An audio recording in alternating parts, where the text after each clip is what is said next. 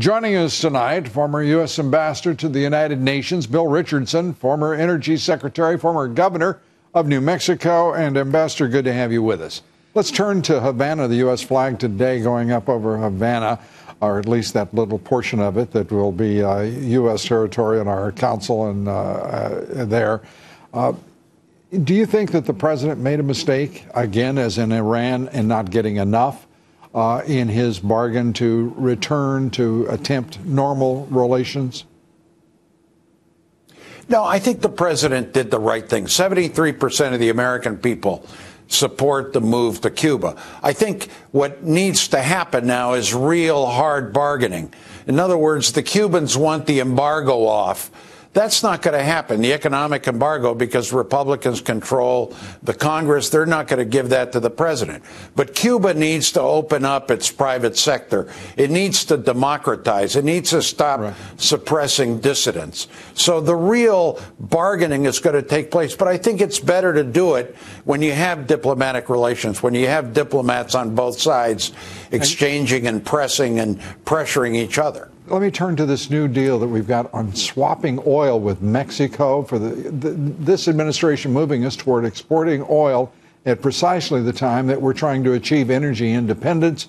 In our case, with Mexico, swapping an undetermined or at least unannounced amount of our light sweet crude oil for heavy crude from Mexico. What sense does that make? No, Lou, I think that's a good idea. First of all, Mexico is a friend. They've got some energy reform going that I think would make this work.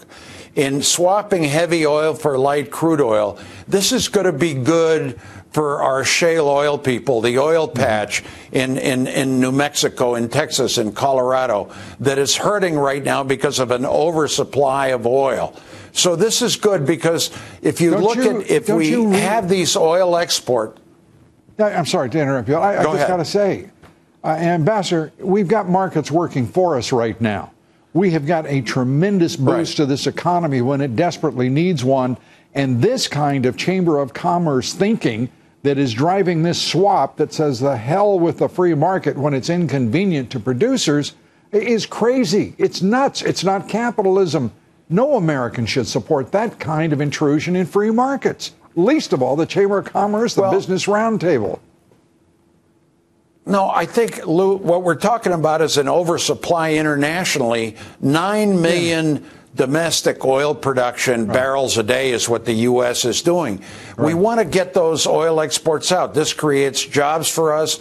This improves our economy. And also with the Russians, I think if you talk to Eastern European countries, they're saying, we want to get your oil exports, your LNG terminals. Then let's export them. We're so let's not trade them with Russians. Mexico because it makes no sense. It is not in the interest of the country. It's not in the interest of free markets. It's not in the interest of this country achieving energy independence. We can pick up the argument later. All right, well, we'll disagree, but I do think it makes sense to do this internationally, have oil exports, but it's a good debate, though. You got it. Let's continue it. Always good to see you. Thanks for being here. Ambassador Bill Richardson. Thank you.